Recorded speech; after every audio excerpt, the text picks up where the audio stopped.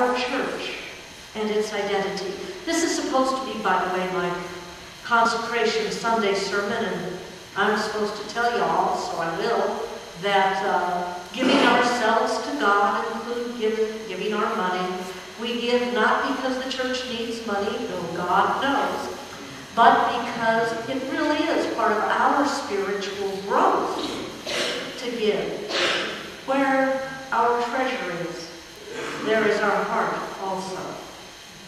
And so many of us have found God in this church and had our hearts quickened and had our hearts healed. And yet, in terms of identity, some of us look to the past, and it's a fun past. I mean, we get to talk about Women's Christian Temperance Union, you know, and lips that touch wine shall never touch mine, and signing the pledge. How many of you signed the pledge, by the way, when you were? Well, okay, one person in this whole congregation. I just want to tell you, I'm in favor of prohibition. I think it ought to be brought back. Now, mind you, I also think marijuana should be legalized, but that's a different issue. We can hold two different disparate beliefs in our head at the same time. This church has done fantastic things and changed the face of our community. This church started almost every Methodist church in our community, either because they got ticked with us and broke off, or, which is one way of church growth, or because we intentionally founded other churches. I have served a church that came from this church. St. Paul's Memorial United Methodist Church was an outgrowth of a Sunday school class sponsored by First Methodist Episcopal Church. This church has changed the community by founding the St. Joseph County Public Library so that people could borrow books for free and people could get better educated. This church founded Sunday schools that didn't just teach the gospel of Jesus Christ, but taught people how to read and how to write and help the factory workers, especially from the Studebaker plant, improve their lives. Before there was Ivy Tech, there was First United Methodist Church. This church founded a home when it was terribly unpopular for women with a certain sexual issue. They were having illegitimate babies. Can you imagine that? And no other church wanted to get involved with this controversy, with these blatant and clear sinners. And this church said, we want to. And this church founded a home for young women who had been kicked out of their own families to give birth with dignity and safety and respect and help them start a new life with a new family. This church was disgusted with the level of medical care available in our community. And this church founded the Epworth Memorial Hospital, which still exists today and is one of the finest in the region. This church did all that, and that was all a long time ago. So when you look at this church, what do you see? Powerful past.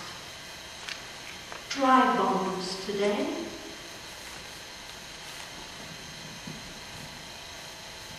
This church continues to change the face of our community.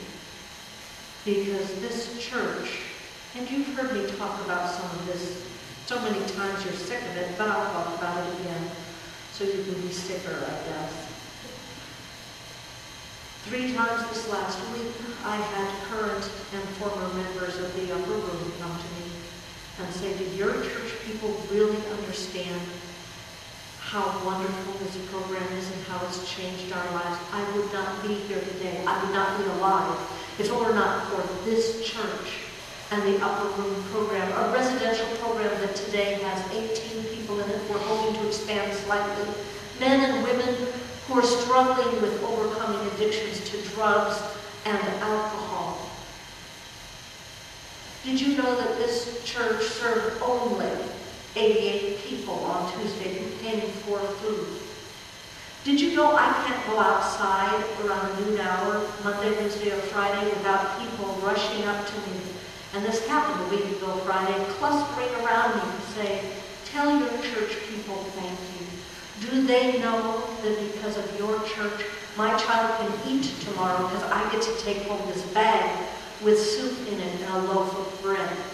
Did you know that you've helped my disabled husband because I can come here 3 times a week and get enough food for me and to take home to him? Do your church people know? Tell them thank you. Tell them thank you. They've saved my family."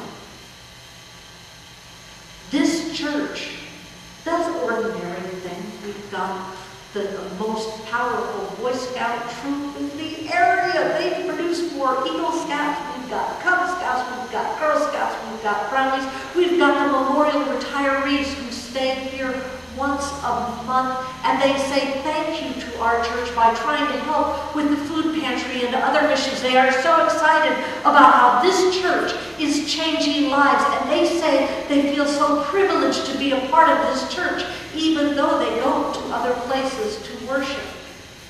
We have arthritis support group. We have diabetes support group, and people saying to me every time, "Thank this church. Tell your church people. Tell them how they're helping us."